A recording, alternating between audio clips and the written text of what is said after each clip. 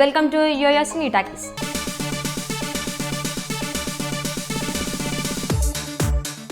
Hollywood film makers కల్పిత కథలకు graphics జోడించి ఎప్పటి నుంచో వెండితెరపై అద్భుతాలు చేస్తున్నారు.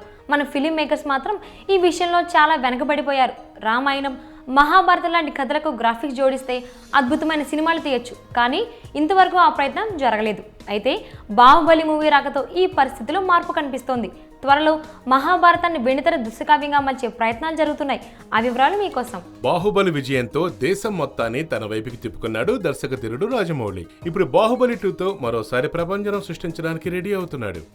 ఈ మూవీ తర్వాత రాజమౌళి తన అమ్ముల పొదులోంచి మరో పదునైన ఆయుధాన్ని బయటికి తీస్తున్నాడు. అదే తన కలలకు ప్రతిరూపం మహాభారతం. బాహుబలి 2 చిత్రీకరణ ఈ నవంబర్ కల్లా పూర్తి కానుంది.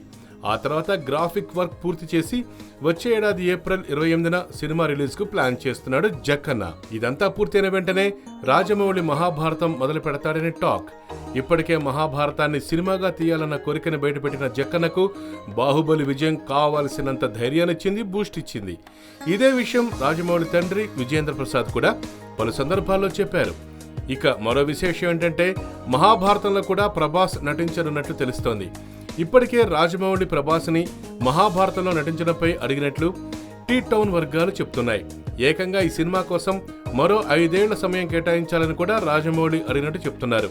నిజానికి మహాభారతంలో ఎన్టీఆర్ నటిస్తాడని మొదటి నుంచి వార్తలు వినిపించాయి. అయితే మహాభారతంలో అన్ని కీలక పాత్రలే కావడంతో ఇది మల్టీ స్టారర్ గా తెరకెక్కే అవకాశాలున్నట్టు తెలుస్తోంది.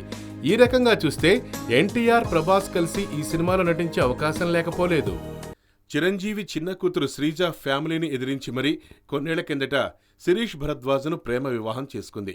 ఆ తర్వాత కొన్నాళ్లు వారి దాంపత్య జీవితం బాగానే ఉంది. ఈ జంటకి ఓ బాబు కూడా పుట్టాడు.